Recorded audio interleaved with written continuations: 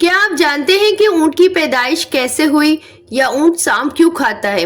اونٹ کی آنکھ میں آنے والے آنسو ہمارے کس کام کے لیے استعمال ہوتے ہیں؟ یا اونٹ کا گوشت کھانے کے بعد ہمیں وضو کرنا کیوں ضروری کہا گیا ہے؟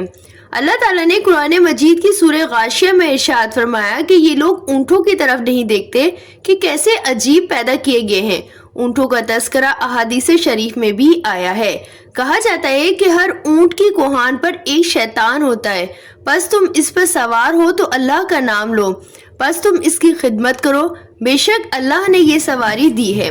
ایک اور احادیث کا مفہوم ہے کہ اونٹ شیاطین سے پیدا کیے گئے ہیں اور ہر اونٹ کے پیچھے ایک شیطان ہوتا ہے۔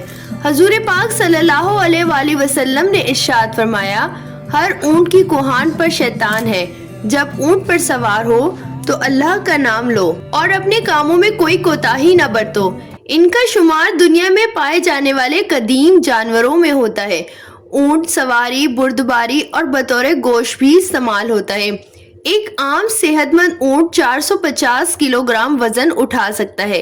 اونٹ کے بالوں سے نفیس کپڑا بنایا جاتا ہے۔ اونٹ کی کھال سے چمڑے کی مصنوعات تیار کی جاتی ہیں۔ اونٹ خوراک اور پانی کو چربی میں تبدیل کر کے اپنے کوہانوں میں ذخیرہ کر لیتے ہیں۔ اس طرح وہ کئی دنوں تک بغیر کھائے پیے زندہ رہ سکتے ہیں۔ ان کے پنجے اسے ریت میں دھسنے سے بچاتے ہیں۔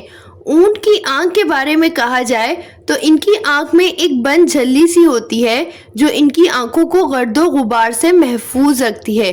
جب ریت کے طوفان آتے ہیں صحرا میں تو ان کے نتنے بند ہو جاتے ہیں تاکہ ان میں ریت نہ جا سکے۔ اونٹ کو صحرائی جہاز بھی کہا جاتا ہے۔ اونٹ کی دو اقسام ہیں۔ پہلی یہ ہے کہ وہ اونٹ جن کی ایک کوہان ہوتی ہے اور دوسرے نمبر پر جن کی دو کوہان ہوتی ہیں۔ اونٹ 40 میل فی گھنٹہ کی رفتار سے دوڑ سکتے ہیں۔ اونٹ کے اوپر والے ہونٹ درمیان سے کٹے ہوئے ہوتے ہیں۔ اونٹ کانٹے دار درخت کو مزے سے کھا لیتے ہیں، اس سے ان کی انتڑیاں مضبوط ہوتی ہیں۔ اونٹ ہر گھاس کو کھا لیتے ہیں جو دوسرے جانور نہیں کھا سکتے۔ اونٹ 3 منٹ میں 200 لیٹر پانی پی سکتے ہیں۔ اتنی تیزی سے کوئی اور جانور پانی پینے کی صلاحیت نہیں رکھتا۔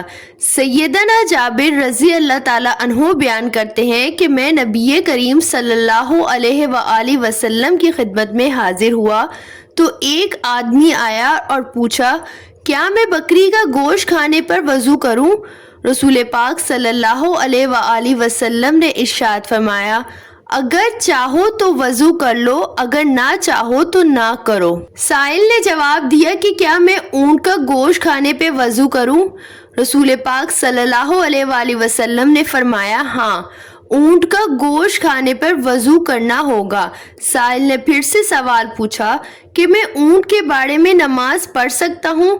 فرمایا، نہیں، اونٹوں کے باڑے میں نماز نہیں پڑھ سکتے۔